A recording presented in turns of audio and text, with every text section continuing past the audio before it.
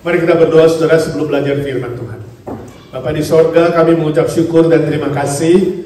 Malam ini kami masih diberi kesempatan untuk memuji Tuhan, mendengarkan kesaksian-kesaksian yang menguatkan iman kami, dan kami juga mau belajar firman-Mu. Tuhan, siapkan hati pikiran kami, seperti rusa yang rindu akan air yang jernih, demikian kami merindukan firman Tuhan.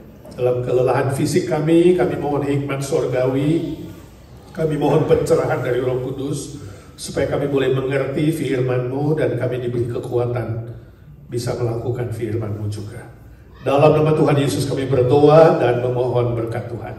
Amin. Saudara, malam hari ini kita akan belajar sebuah judul, yaitu menghadapi ketidakadilan. Menghadapi ketidakadilan. Sebelumnya mari kita diskusi dulu beberapa pertanyaan, ya. Saya harap semua sudah dapat kertasnya. Yang pertama, saya tidak tahu apakah saudara mendengar berita 2 hari lalu, ya.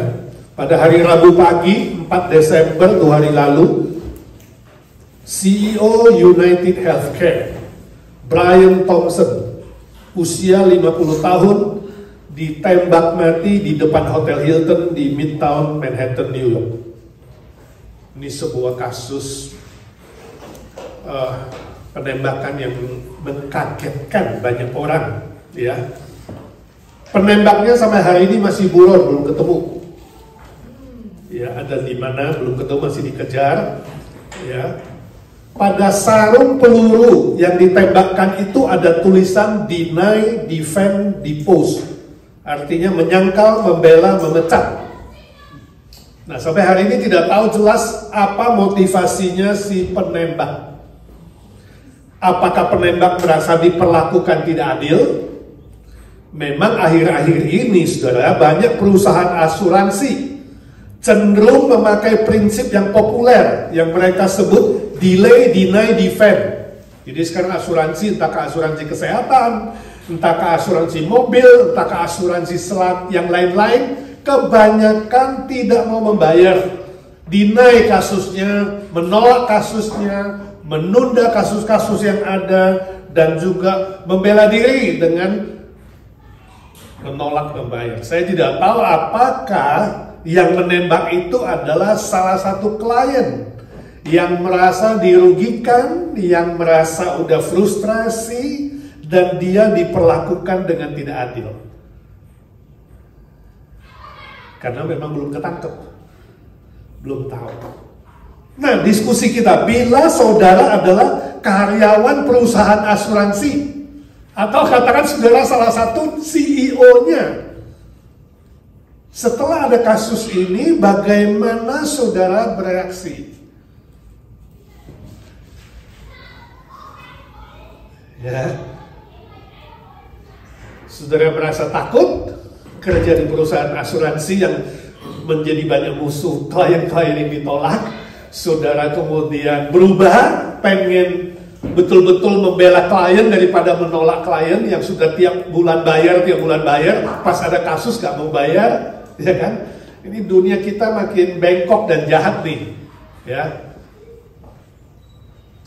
Bahkan di zaman kita ada berapa yang ditabrak tapi penabraknya deny, asuransi dia juga deny, padahal udah terang-terangan.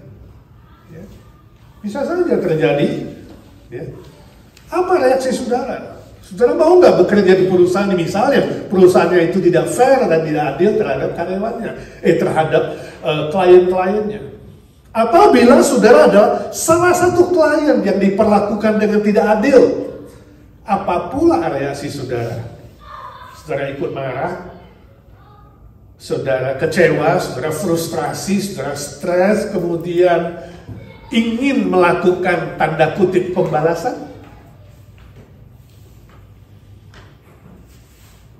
Apa respon saudara? Kok jadi tegang nih? Seolah-olah penembaknya ada di sini.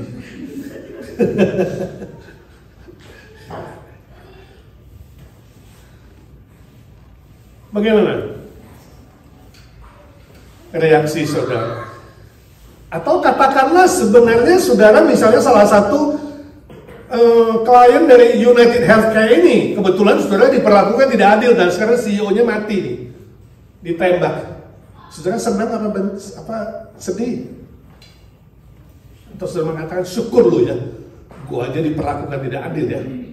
Atau saudara mengatakan, aduh kasihan ya, usianya masih muda 50, ditembak begitu aja, dia mau hadir konferensi Hilton, tahu-tahu sudah ditunggu, ditembak. Bukan satu kali, beberapa kali. Make sure dia mati. Ya. Kasihan sekali. Oke, kita lanjut nomor 2 pertanyaan. Ketika saudara melihat atau mengalami hal-hal yang tidak adil, pertanyaannya, sebenarnya Tuhan ada di mana saat itu? Tuhan hadir gak? Seperti lagu yang tadi dinyanyikan. Bila Allah itu maha hadir, maha adil, dan maha kuasa, kenapa dia tidak bertindak menyatakan kuasanya dan keadilannya terhadap orang-orang yang diperlakukan dengan tidak adil? Pernah saudara waktu menghadapi kasus-kasus yang tidak fair, tidak adil, lalu saudara tanya, Tuhan di mana ya? Tuhan, gue udah doa di tiap hari, Tuhan di mana? Kok gak belain gue? Ya? Kok gak bertindak nih? Di mana Tuhanku? Ada yang tanya begitu? Gak ada? Angkat tangan. Kadang-kadang ya Pak. Tanya Tuhan di mana gitu. Padahal Tuhan itu ada di mana-mana, betul nggak? Oh. Sebenarnya mempertanyakan Tuhan tentang waktu dan lokasi itu sudah salah pertanyaan. Sebab Tuhan itu tidak dibatasi oleh ruang dan waktu. Jadi jangan tanya Tuhan dari mana mau kemana, Tuhan ada di mana, Tuhan mau kemana, sudah berapa lama di sana. Itu semua pertanyaan yang kurang tepat. Sebab Tuhan tidak bisa ditaruh di dalam lokasi tertentu. Dia maha hadir di mana-mana tanpa dibatasi oleh ruang. Ya, juga jangan tanya Tuhan sejak kapan ada. Nah, soal waktu juga jangan ditanya sebab dia tidak dibatasi oleh waktu. Tapi seringkali manusia ketika mengalami kesusahan, mengalami ketidakadilan, mengalami hal-hal yang sudah tanda kutip jalan buntu, kita mulai tanyanya siapa? Tuhan di mana? Tuhan kenapa? Ya kan? Pernah nggak saudara tanya iblis di mana dan kenapa? Jarang ya. Enak banget ya. Yang bersalah kan ditanya, yang bersalah ditanya-tanya. Sebenarnya yang nggak fair itu siapa? Oke. Yang ketiga, menurut saudara bagaimana seharusnya orang Kristen menghadapi ketidakadilan di dunia ini? Mari kita belajar firman Tuhan. Kita baca beberapa bagian yang saya pilih di sini. Pertama, Mazmur 37 ayat 1 sampai 4. Mazmur 37 ayat 1 sampai 4. Mari kita membaca, buka suara 1, 2, 3. Jangan marah karena orang yang berbuat jahat. Jangan iri hati kepada orang yang berbuat curang. Sebab mereka segera lisut seperti rumput dan layu seperti tumbuhan hijau. Percayalah kepada Tuhan dan lakukanlah yang baik. Diamlah di negeri dan berlakulah setia. Dan bergembiralah karena Tuhan. Maka dia akan memberikan kepadamu apa yang diinginkan hatimu. Wow, indah sekali ya firman Tuhan ini ya. Luar biasa. Nasihat firman Tuhan. Mari kita baca yang kedua. Keluaran ayat pasal 3 ayat 7 dan 8. Ini juga ayat yang sangat-sangat indah. Saya harap saudara menikmatinya dan bisa menghafalnya bila perlu ya. Keluaran 3 ayat 7 sampai 8. Dan Tuhan berfirman, Aku telah memperhatikan dengan sungguh kesengsaraan umatku di tanah Mesir. Dan aku telah mendengar seruan mereka yang disebabkan oleh pengerah-pengerah mereka. Ya, aku mengetahui penderitaan mereka. Sebab itu aku telah turun untuk melepaskan mereka dari tangan orang Mesir dan menuntut mereka keluar dari negeri itu ke suatu negeri yang baik dan luas, suatu negeri yang berlimpah-limpah susu dan madunya, ke tempat orang Kanaan, orang Het, orang Amori, orang Feris, orang Hewi, dan orang Yebus. Keluaran 3, 7-8. Ini ketika Tuhan berjanji akan membawa Israel keluar dari perbudakan, kesengsaraan mereka, ketidakadilan mereka, dan kemudian memimpin mereka masuk ke negeri perjanjian, negeri Kanaan. Ya, luar biasa. Janji Tuhan akhirnya digenapi. Itu konteksnya. Ya. Lalu kita baca Roma 12 ayat 19. Ini ayat yang sangat penting, ayat emas kita malam hari ini. 1, 2, 3. Saudara-saudaraku yang kekasih, janganlah kamu sendiri menuntut pembalasan, tetapi berilah tempat kepada murka Allah. Sebab ada tertulis, pembalasan itu adalah hakku, akulah yang akan menuntut pembalasan, firman Tuhan. Roma 12 ayat 19. Jadi sangat tegas di sini, ya. Walaupun ya tadi diperlakukan tidak adil, ada sebuah warning, peringatan dari Tuhan. Jangan menuntut pembalasan, itu haknya Tuhan. Yang terakhir kita baca satu lagi, 1 Korintus 10:13. Ini juga ayat emas yang sangat terkenal. 1, 2, 3. Pencobaan-pencobaan yang kamu alami adalah pencobaan-pencobaan biasa yang tidak melebihi kekuatan manusia. Sebab Allah setia, dan karena itu Ia tidak akan membiarkan kamu dicobai melampaui kekuatanmu. Pada waktu kamu dicobai, Ia akan memberikan kepadamu jalan keluar sehingga kamu dapat menanggungnya. 1 Korintus 10 ayat 13. Nah, saudara, firman Tuhan di atas mengajar kita prinsip kebenaran yang sangat penting dalam merespon, ya, menanggapi ketidakadilan di muka bumi ini. Pelajaran pertama, A. Ketidakadilan adalah akibat dari dosa. Ketidakadilan adalah akibat dari dosa.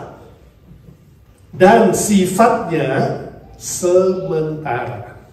Itu Mazmur 37 ayat 1 dan 2. Jadi karena dosa pertama yang dilakukan oleh Adam dan Hawa, di dunia ini sudah ada dosa. Dosa itu akibatnya adalah apa? Salah satunya ketidakadilan, kejahatan, ya, perbuatan-perbuatan yang melanggar firman Tuhan, yang menyakiti manusia, yang mau menang sendiri, yang egoistik, ya.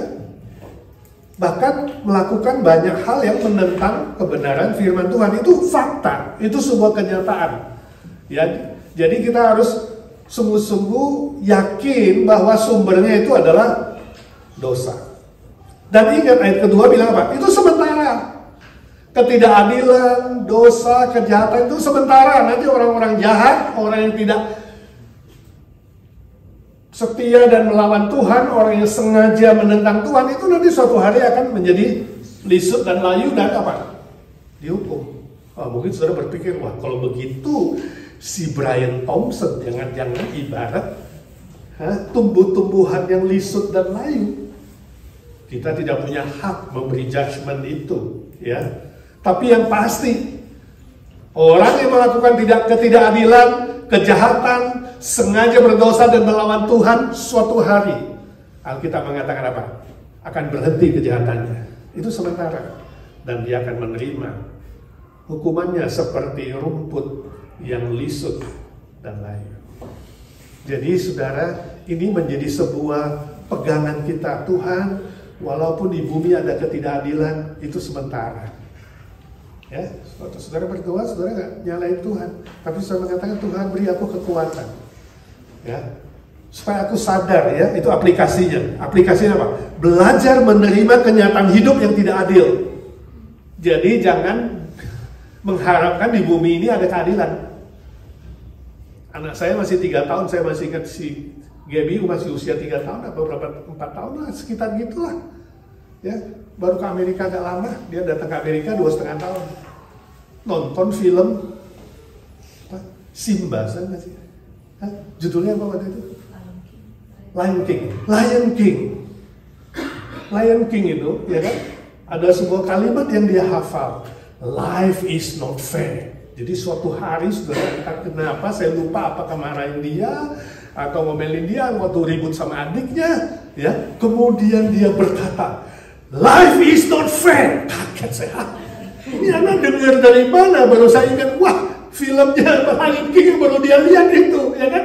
Ada kalimat itu, life is not fair. Itu tertancap rupanya di pikiran dia. Jadi waktu dia udah stres, gak tahan, pengen marah, dia teriak, life is not fair. Kita orang tua lucu, tapi sebenarnya saya pikir, wow. Prinsip itu, kebenaran itu menancap di hatinya. Life is not fair.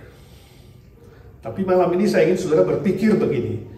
Walaupun hidup tidak adil, Tuhan adil. Nah, kadang-kadang kita salah mengerti. Yang tidak adil itu apa? Life. Yes, life is not fair, but God is fair. Tapi kadang-kadang kita menyamakan Tuhan dengan life. Ini yang salah besar. Life is not fair. Human being is not fair. Manusia tidak adil, hidup tidak adil karena ada dosa. Tapi ini jangan disamakan dengan Tuhan tidak adil. Nah, kadang-kadang kita mungkin emosional, marah. Yang kita omelin siapa? Tuhan. Tuhan gak adil nih, kenapa begitu? Kok jadi Tuhan yang gak adil? Yang gak adil manusia kok. Jadi jangan salah alamat. Ya. Yang gak adil itu adalah hidup ini. Sebab hidup kita sudah tercemar oleh dosa. Nah, saudara harus menerima kenyataan ini. Life is not fair, but God is fair. Manusia yang jahat tidak adil, tapi Tuhan itu adil. Ya, jadi sangat-sangat jelas sumber ketidakadilan itu bukan Allah, tapi si jahat yang menggoda manusia berdosa dan melakukan kejahatan. Nah, kayak tadi saya tanya, waktu saudara mengalami tidak adil, kenapa gak tanya, iblis di mana ya? Kurang ajar dia ya. Kan gitu kan? Masa tanya Tuhan di mana ya? Kita mau narik Tuhan untuk dihakimi. Padahal yang perlu dihakimi siapa? Si iblis ini, gara-garanya. Ya, karena iblis nama samarannya apa? Si gara-gara. Jadi si gara-gara itu adalah si iblis. Sebab itu saudara jangan mengharapkan keadilan dari manusia, itu salah besar, kecewa. Jangan mengharapkan keadilan dari kehidupan ini, akan kecewa. Ya, jangan. Sebab semua manusia, kata firman Tuhan Roma pasal 3 ayat 10 sampai 12, semua manusia telah berdosa. Tidak ada yang benar, seorang pun tidak. Jadi jangan mengharapkan kebenaran dan keadilan dari manusia. Belajar menerima kenyataan hidup yang tidak adil, lalu minta kekuatan iman dan kesabaran dalam menjalani hidup di dunia yang makin bengkok, makin jahat, dan makin berdosa. Kita butuh kekuatan iman. Kita butuh kesabaran. Tuhan, beri aku ketabahan, kekuatan untuk bertahan walaupun life is not fair. Hidup ini tidak adil. Aku ingin bertahan dan tetap beriman. Amin. Itu yang kebenaran pertama. Kebenaran kedua, B. Dalam ketidakadilan, Tuhan hadir. Tadi saya udah bilang Tuhan Maha hadir. Dia gak dibatasi oleh ruang dan waktu. Jadi dalam ketidakadilan, ketika kamu bertanya Tuhan di mana, Tuhan bilang aku di situ. Termasuk ketika Brian Thompson ditembak, Tuhan hadir di situ. Tuhan melihat. Ya. Dan bukan itu saja, dalam ketidakadilan Tuhan hadir dan aktif mengontrol situasi. Aktif mengontrol situasi. Itu Keluaran pasal 3 tadi ayat 7 sampai 8. Ya, saudara perhatikan di situ, Keluaran 3 ayat 7 dan 8 ada 6 kata kerja. Ya, saudara bisa tahu 6 kata kerja itu apa? Memperhatikan, mendengar, mengetahui, turun, melepaskan, menuntun. Ini semua verb, kata kerja yang aktif, bukan pasif. Jadi Allah kita bukan patung, Allah kita bukan statis, Allah kita bukan diam-diam, ngantuk-ngantuk, ya, bukan tidur-tiduran. No. Allah kita Allah yang aktif, memperhatikan, ya. Kesusahan saudara dia perhatikan, kesusahan Israel dia perhatikan. Mendengar kalau kamu berseru pada dia sebab dia itu hidup. Dia mengetahui, dia tahu ketika Thompson ditembak. Dia turun tangan membebaskan Israel. Ya. Dia melepaskan Israel dari kejahatan dan ketidakadilan. Dia menuntun Israel masuk ke Kanaan. Itu karyanya Tuhan. Semuanya aktif. Sebab Allah Maha Hadir, Maha Tahu, Maha Kuasa, dan Maha Baik. Ya, seperti lagu yang tadi Ira nyanyikan dan kawan-kawan semua, kan? Waktu kamu nangis Tuhan tahu, waktu kamu susah Tuhan tahu, waktu kamu berdoa Tuhan tahu, waktu kamu apa saja Tuhan tahu, dan Dia melihat itu, dan Dia hadir dan Dia mengontrol. Mungkin saudara bertanya, kalau Tuhan hadir, Tuhan mengontrol, kenapa Tuhan tidak buat pistolnya itu nggak berfungsi? Rupanya pistolnya sempat nggak berfungsi, dia engkol-engkol tuh pistol agak lama, tapi kemudian berfungsi lagi, dia tembak lagi 2-3 kali si pembunuh itu. Aneh ya manusia ya. Waktu kamu susah, waktu kamu sedih, waktu kamu terjatuh dan gagal, kita mulai bilang, kenapa waktu Tuhan itu saat itu gak turun tangan langsung mengambil alih? Seolah-olah apa? Gue gak mau jadi manusia, gue mau jadi robot aja, ya kan? Tapi waktu saudara diperlakukan seperti robot, saudara gak mau kan? Pernah gak orang tuamu perlakukan kamu seperti robot? Semuanya diatur. Kayaknya udah mulai remaja, udah berontak deh ya, udah gak mau, betul gak? Maunya ada kebebasan untuk memilih. Suka-suka gue dong, gue mau pakai ini, gue mau makan ini, gue mau kesini, gue mau kesana, ya kan? Itu baru namanya manusia, gambar dan rupa Allah. Tapi aneh sekali, ketika waktu susah, jalan buntu, kita bilang, Tuhan gue udah gak mau ngapa-ngapain, you turun tangannya, ya, gue ngebut nih dari mobil, pas mau tabrakan, Tuhan tarik dong mobil saya. Nah itu manusia. Sometimes apa? Irasional. Tapi kalau disuruh jadi robot, nggak mau.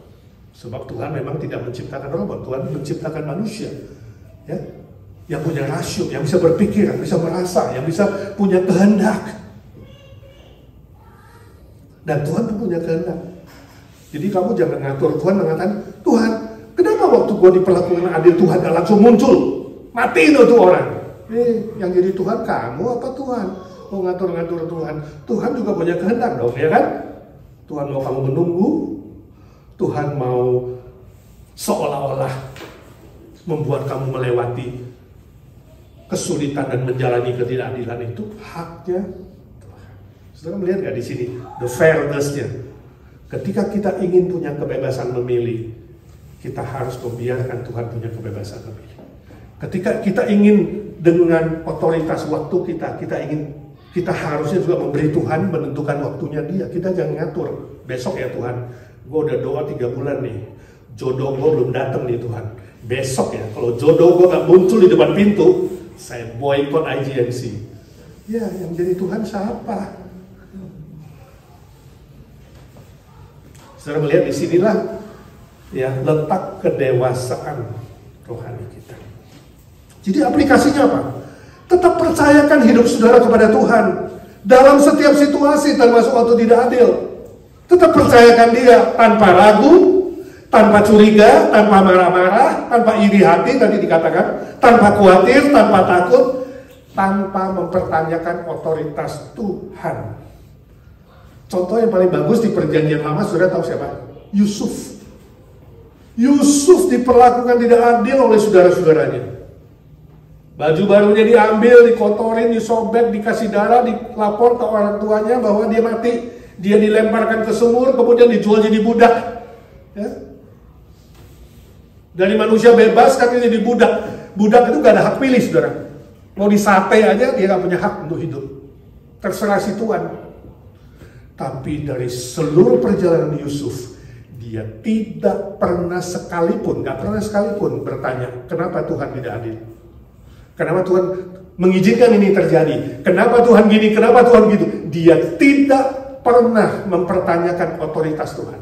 Ini loh hebatnya Yusuf yang harus kita belajar dari dia. Alkitab tidak mencatat sekalipun dia melakukan kesalahan dan kemudian mengatakan Tuhan tidak fair, nggak pernah menuduh Tuhan. Mirip dengan Ayub, yang kedua Ayub. Dalam kesemuanya itu, Ayub tidak berdosa dengan mulutnya. Waktu dia menderita, anaknya mati, semua hartanya habis, semua istrinya. Kemudian apa? Marah-marah dia. Dia tidak marah-marah sama Tuhan ya. Bahkan nggak tanya Tuhan di mana. Dia bilang, Tuhan itu yang memberi, sekarang mau ambil, silakan Tuhan itu otoritasmu. Terpujilah nama Tuhan. Dengan kata lain apa? Haleluya. Gila kamu ya, teman-temannya bilang, gila ya kamu Ayub. Hah? Harta habis, anak habis, istri setengah gila, kamu benar-benar gila. Waktu kamu bilang haleluya. Seperti hilang ingatan. Tapi itulah aplikasinya. Mempercayakan seluruh hidup kepada Tuhan. Sebab Dia yang mengontrol segala situasi. Ini loh, gak mudah.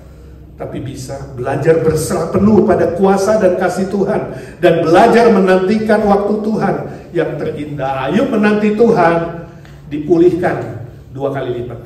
Yusuf menantikan Tuhan, walaupun harus masuk penjara, bahkan hampir mati berapa kali, dia dipulihkan. Bahkan akhirnya menjadi apa? Wakil Firaun. Menyelamatkan satu bangsa dari satu orang. Tuhan menyelamatkan satu bangsa. Israel yang masih eksis sampai hari ini, itu karena Tuhan pakai Yusuf menyelamatkan satu bangsa, dan itu adalah Israel. Dia mengendalikan situasi. Nah, saudara jangan salah mengerti bahwa ketidakadilan itu dalam rencana Tuhan. Ya. Jadi waktu Yusuf dijual sama saudara-saudaranya, itu bukan rencana Tuhan. Waktu Yusuf diperlakukan tidak adil, waktu anak-anak Ayub mati, semua itu bukan rencana Tuhan, itu rencana iblis. Jadi rencana iblis jahat, kemudian Tuhan mengubah itu jadi baik. Jadi saudara mengatakan, oh ini udah bagian dari rencana Tuhan. You menuduh Tuhan berbuat dosa. Nangkep gak saudara? Yang jahat datang dari Tuhan, dari iblis, bukan dari Tuhan. Kemudian Tuhan bisa ubah itu kemudian. Makanya Yusuf bilang, kamu mereka-rekakan yang jahat. You merencanakan yang jahat, dia bilang sama saudara-saudaranya. Kalian semua merencanakan yang jahat, tapi Tuhan telah mengubahnya, merencanakannya jadi baik. Itu Allah kita, sebab Dia apa? Maha baik. Tak ada setetes kejahatan pun pada dirinya. Cukup jelas? Tuhan hadir dan aktif mengontrol segala situasi. C, yang ketiga, terakhir, Tuhan tidak akan tinggal diam. Ini pegangan. Sebab pembalasan adalah haknya Tuhan. Tuhan tidak akan tinggal diam. Sebab pembalasan adalah haknya Tuhan. Roma 12 ayat 19 tadi dikatakan pembalasan adalah hakku. Ingat saudara, pembalasan di situ bukan hanya balas yang jahat, tapi juga balas yang baik. Murka Allah akan dibalaskan kepada mereka yang jahat. Murka Allah akan turun kepada mereka yang jahat. Tapi berkat Tuhan akan dibalaskan kepada mereka yang beriman dan yang berharap pada Tuhan. Itu prinsip rohani yang gak berubah. Jadi pembalasan itu ada 2 hal. Satu, membalaskan yang jahat, murkanya kepada yang jahat. Satu, membalaskan yang baik kepada yang setia, yang menuruti firman-Nya. Sehingga Yusuf menjadi Perdana Menteri. Ayub dipulihkan 2 kali lipat. Tuhan tidak tinggal diam, ada waktunya. Tadi saya singgung Jason, anak saya ditabrak. Tidak adil, yang nabrak dinaik, asuransinya dinaik, saudara. Ini asuransi modelnya, gak mau bayar. Gak salah, yang salah sana, udah nabrak masih nuduh yang ditabrak salah. Ini terjadi di Amerika ini. Berapa bulan yang lalu, ini udah bulan ketiga atau keempat. Harus ke court yang dari sini, mana Ontario sana, ya. Wah, lalu pindah court ke Irvine, yang nabrak dari Irvine, atlet lagi yang nabrak. Bayangkan dengan mobil besar. Tapi Tuhan tidak tinggal diam. Puji Tuhan anakku, tenang menghadapinya, saudara. Yesus dan Gaby menghadap pengadilan. Sampai di sana juga hakimnya terakhir gak bisa jawab. bilang, oke pulang nanti dikirimin surat. Itu jadi aneh, ini udah jelas-jelas jadi tabrak. Tapi puji Tuhan, berapa hari lalu, minggu lalu, suratnya datang serat. Hakimnya membenarkan Jason dan benar bersalah, harus mengganti rugi. Tuhan nggak buta kok. Kita doain yuk, hadapi, ya. Gak usah stres, gak usah marah-marah, hadapi, gak usah bales, gak usah. Saya nggak tahu saudara hadapi apa hari ini, ya. Kita menghadapi orang-orang yang belum bertobat, orang yang tidak mengenal Tuhan itu kadang-kadang jahat, bahkan lebih jahat, betul nggak? You jahat sama gue ya, gue lebih jahat dari lu. Jangan-jangan saudara berkata begitu, ada yang berkata begitu nggak? Nah, itu belum sungguh-sungguh tobat tuh.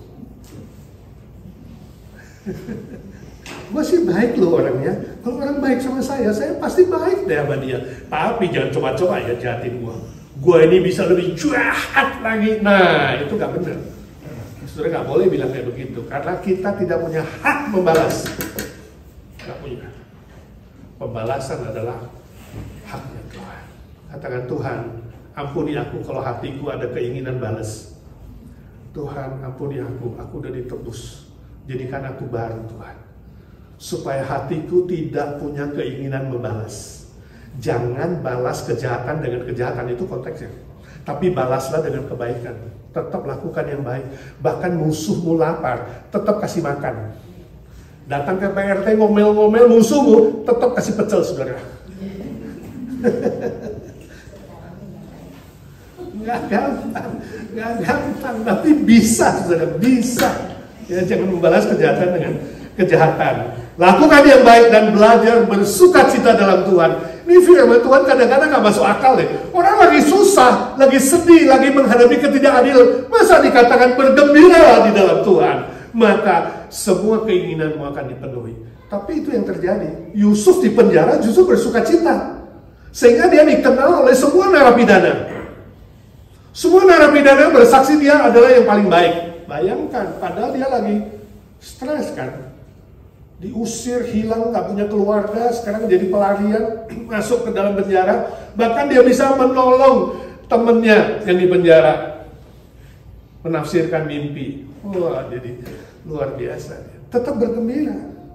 Dan Tuhan menjawab doa-doanya, memberikan keinginannya dipenuhi oleh Tuhan. Gak gampang, tapi itu permintaan Tuhan. Bersukacita dalam Tuhan, pegang janji Tuhan dengan positif dan optimis. Sehingga Filipi mengatakan, Paulus mengatakan, kamu tetap bersukacita dalam Tuhan, gak usah khawatir. Ya, serahkan permohonanmu dalam ucapan syukur, maka kamu akan dapat damai dari sorga yang melampaui pikiranmu. Ya, lalu apa? Pikirkanlah, ini optimis. Pikirkanlah positif dan optimis. Yang baik, yang mulia, yang indah, yang adil, yang benar, yang sedap didengar. Pikirkan semua itu, pikirkan. Maka di situ kamu akan mengalami janji berkat Tuhan. 1 Korintus 10:13. Pada saat pencobaan itu datang, Tuhan buka jalan. Dan dia tidak mengizinkan pencobaan itu, ketidakadilan itu melampaui kekuatanmu. Dia kontrol. Oke, iblis, lu mau cobain nih Ayub, oke. Batas, jangan pegang nyawanya. Tuhan kasih batas. Belajar menerima kenyataan, belajar beriman Tuhan lebih besar, dan belajar sabar menantikan Tuhan. Gak tahu berapa lama, jangan kita yang tentukan. Secara manusia kita mau cepat, tapi Tuhan punya waktu, Tuhan punya schedule-nya.